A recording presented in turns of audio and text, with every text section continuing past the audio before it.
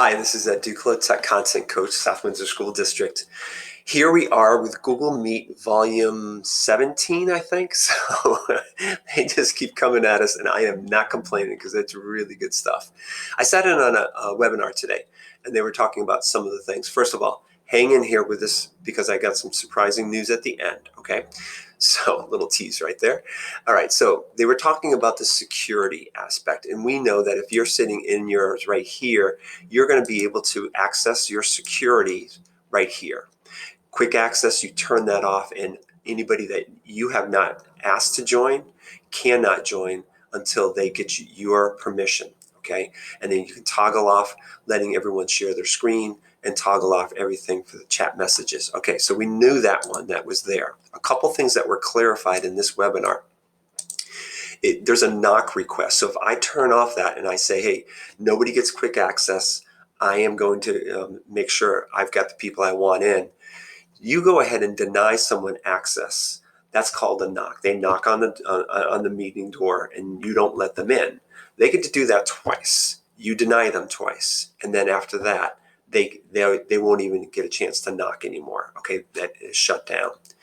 If you remove a student from Google Meet, I know some of you have found this, just kidding around with someone, he or she cannot get back into the Meet until the Meet is shut down and you start a whole new one. Okay, so yeah, you've got to mean it when you're going to boot a student from your Google Meet.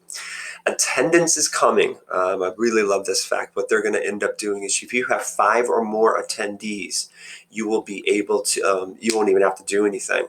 When the Meet is done, the Meet attendance will be automatically emailed to you, and that will be in a Google Sheet form.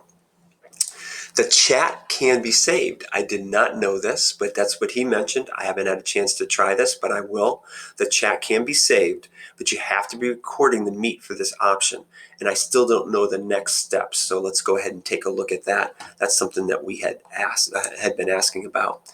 And the last thing they were talking about is the difference between live streaming and recording. Now, number one, we used to have a live stream feature when you were in here and you were looking down to the 3 dots. It used to be up in here with live stream.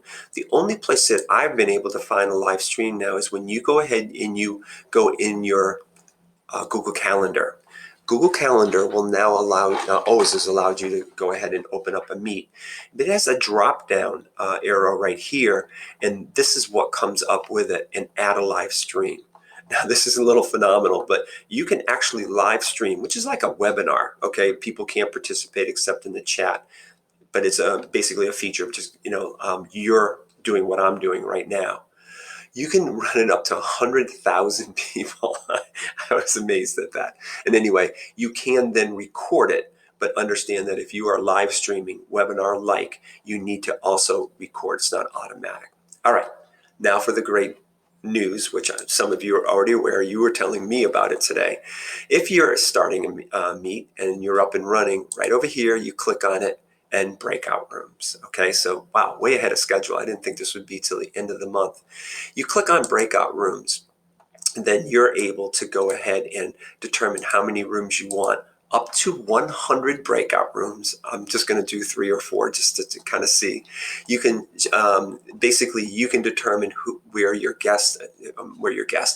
students are going to go. You can shuffle the order. You can clear that out. You can drag one from one breakout room to another because Joey and Susie don't work well together or whatever you want. Now, it just came out, so I don't have a lot of information on it.